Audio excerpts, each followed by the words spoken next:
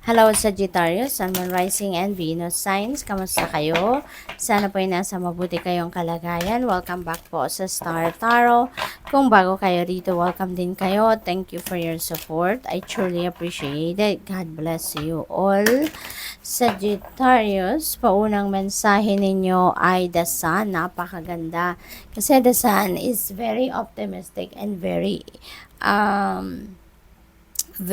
vibrant energy, no? So, this is a time for happiness, no? This is a time for success sa buhay ninyo. This is a time for prosperity and abundance. Kaya maganda, no? Magiging maganda ang takbo ng buhay ninyo sa ngayon. Mababalot kayo ng liwanag, no? At ang liwanag na yan is going to shed on you sa iba't ibang parte ng buhay ninyo. Okay? Yung mga plano ninyo rito will work out well, no? Magiging pabor, no? Sa inyo or sa mga ginagawa ninyo, sa mga plano ninyo, yung kakahinatnan ng inyong mga ginagawa, no? Pwede rin na meron kayong mga accomplishments na makakamit sa ngayon, may mga achievements kayo na makakamit sa ngayon. Kaya iba yung saya, no, ang mararamdaman ninyo.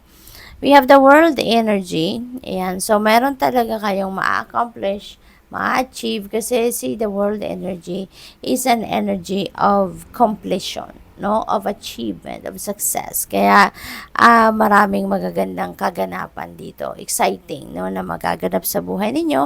May mga bagay dito na matagal na ninyong pinagtatrabahuan, pinagsisikapan, mga task siguro, mga assignment niyo sa trabaho, at ngayon, finally you're going to finish them. Finally mapagtatagumpayan mo na ang mga yon. At saka pwede rin dito na meron kayong mga sisimulang bago, no? Meron kayong matatapos at na magsisimula na naman kayo ng panibago, no?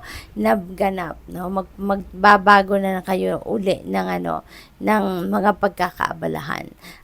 Maari na ang travel na to, kasi this is also a travel energy.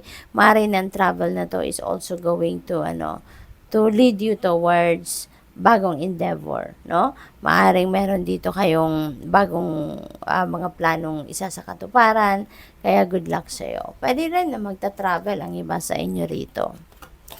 We have Four of Spring, ayan. So, galing kayo sa tagumpay, diba? Galing kayo sa kasipagan, sa pagsisikap, sa pagtsatsagat lahat. So, ngayon, chill muna kayo. Okay? With the Four of Spring, kailangan ninyo na mag-relax, kailangan ninyo na mag-celebrate muna, 'di ba? I-savor niyo naman muna yung i-celebrate naman ninyo muna yung ninyo, yung tagumpay, para nang sa gayon, 'di ba, mas mas lalo pa kayong magpupursige, mas lalo pa kayong mai-inspire, 'di ba, na trabahuin, no, ang mga bagay na tatrabahuin ninyo panibago. So, dito, panahon nito ng pag-chill, ng pagre-relax, pag-savor ng inyong mga bunga ng inyong pagsisikap. No, this is also a time na may mga tagumpay talaga kayo kasi nasa inyong karera, may mga siguro masaya din ang inyong pamilya dahil din sa inyong tagumpay, nakikipag-celebrate din sa inyo. Kaya, have fun. No? This is a time for enjoyment and happiness muna. Huwag muna kayong magsimula na magtrabaho agad-agad. No? Bigyan naman ninyo ng sarili ninyo na makapag-relax muna.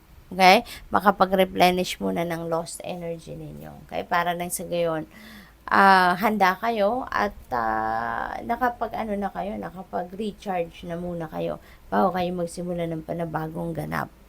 We have renewal. Ayan. So, maari din ang iba sa inyo sa ngayon. No? 'Di ba? Galing din kayo sa completion, galing kayo sa achievement. Magmuni-muni na din muna kayo. Okay? It's also time for clarity about your life purpose muna. So, magmuni-muni at mag-isip-isip muna kayo. Ano nga ba talaga ang gagawin mo? Ano nga ba talaga yung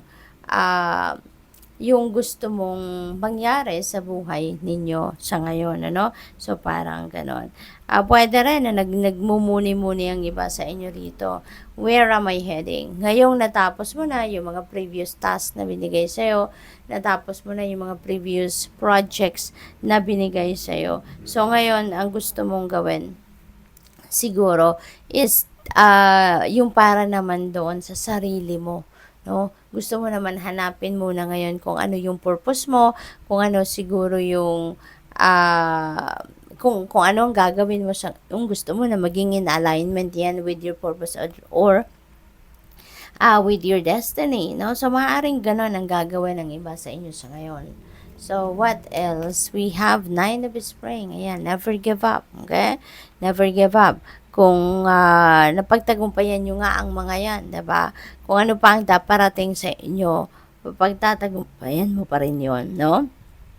Kasi nga, mas marami na kayong natutunan sa ngayon. Mas marami na kayong experience, mas marami na kayong wisdom na nag-gain sa ngayon. Kaya, kung ano man yung pwedeng dumating sa mga bagong ganap sa buhay ninyo, kung ano man ang pwedeng dumating ng mga obstacles or challenging situations dito na maaring dumating sa future journey ninyo, just continue on, no? Just continue on. Maging, na lang kayo, maging inspired kayo doon sa nangyari sa inyo in the past na marami na kayo napagtagumpayan, napagtagumpayan ninyo ang kahit anumang hirap na pinagdaanan ninyo sa noon. So, mas lalo na ngayon na mas marami na kayong experience, mas marami na kayong pinagdaanan, marami na kayong mas nag-gain na lessons, 'di ba? Kaya ipagpatuloy mo na lang, okay? We have strength, ayan. So, this is inner strength, no? So, siguro ang iba sa inyo dito is activating your inner strength and courage, no? Maaaring yun ang kailangan din ninyong gawin sa buhay sa ngayon, okay? Na kayang-kaya ninyo kahit ano man ang hirap, no? Na maaaring pagdaanan ninyo, kayang-kaya ninyo yan kasi yung strength, 'di ba? May kasabihan na strength can move mountains. Kapag matatag ka, kapag matibay ka, kahit ano pa man ang dumating na pagsubok sa buhay mo, kayang-kaya mong lagpasan 'yan, no? Kaya kayang-kaya mo din 'yon. Kahit ano pa ang dumating sa buhay mo na bagyo, kayang-kaya mong suungin 'yan. So good luck sa iyo. Thank you for watching. Love and light. Namaste.